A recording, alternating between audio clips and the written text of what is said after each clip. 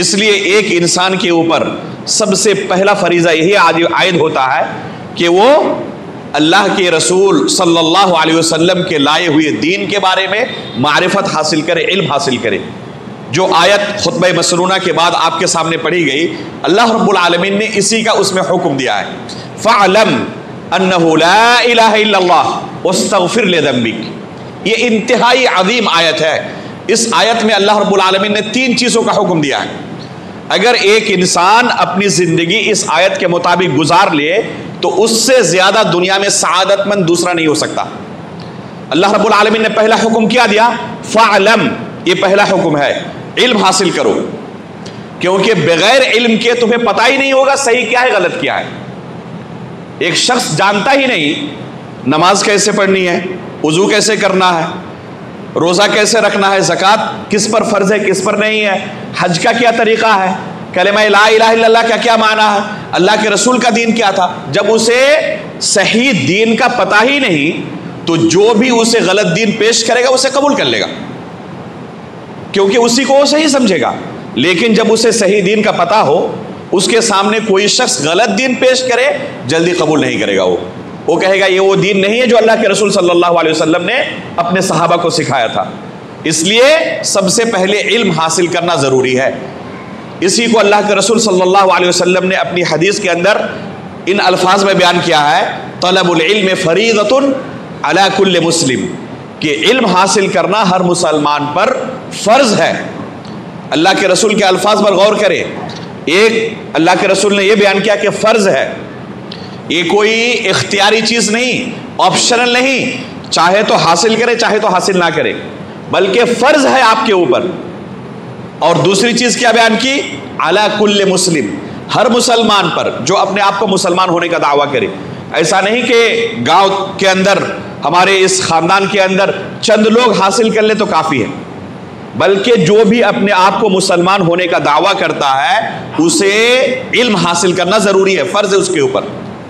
یہ کون سا علم ہے؟ اس علم سے مراد یہ نہیں ہے کہ تمام کے تمام لوگ مدرسوں میں جا کے داخلہ لے اور ایک لمبی مدت تک استاد کے سامنے جا کر علم حاصل کرتے رہے، یہ مراد نہیں ہے۔ اس سے کون سا علم مراد ہے؟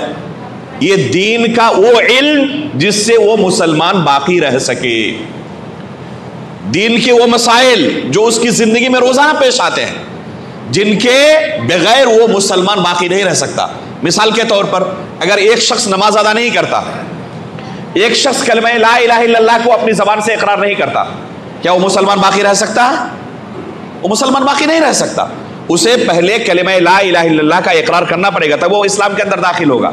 اب وہ شخص کلمہ لا الہ الا اللہ کے بارے میں علم حاصل نہیں کرتا، اسے پتہ ہی نہیں کہ اس کلمے کا کیا معنی ہے، اس کے کیا تقاضے ہیں، کن چیزوں سے اس کلمے کی حفاظت کرنی ہے، نماز کا کیا طریقہ ہے، وضو کا کیا طریقہ ہے، کن چیزوں سے وضو ٹوٹ جاتا ہے، کن چیزوں سے اسلام ٹوٹ جاتا ہے، اسے کچھ بھی پتہ نہیں۔ اگر کسی شخص کو وضو کا طریقہ پتہ نہ ہو، نماز کا طریقہ پتہ نہ ہو، تو کیا اس کے لیے ممکن ہے کہ وہ صحیح طریقے سے اللہ رب العالمین کی عبادت کر سکے؟ ممکن نہیں اس کے لیے۔ اب جب نماز ہی نہیں پڑھے گا، اس کی زندگی میں نماز نہ ہو تو اس کے اسلام کا بھی تصور نہیں کیا جا سکتا۔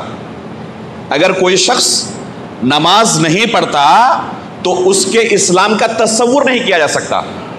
عمر فاروق رضی اللہ تعالیٰ عنہ کو جب خنجر مارا گیا اور جسم سے اچھا خاصا خون بہہ گیا، جس کی وجہ سے ان کی وفات بھی ہو گئی، جس دن وفات ہوئی اس دن فجر کی نماز کے لیے مسور بن مخرمہ رضی اللہ تعالیٰ عنہ انہیں بیدار کرنے کے لیے گئے اور کہا کہ امیر المؤمنین فجر کا وقت ہو چکا ہے۔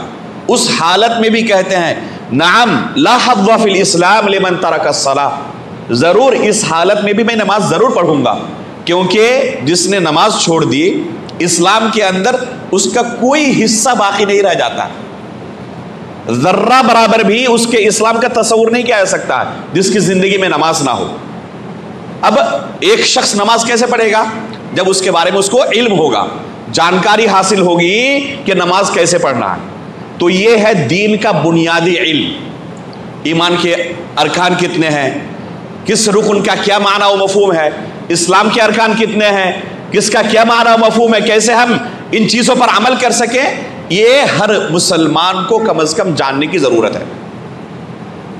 یہ دین کی موٹی موٹی باتیں ہیں، بنیادی باتیں ہیں. اگر ان چیزوں کا بھی کسی کے پاس علم نہیں، اسے پوچھا جائے اللہ رب العالمین پر ایمان کیسے لانا ہے، وہ کہے کہ مجھے کچھ نہیں پتا. فرشتوں کے بارے میں جانتے ہو؟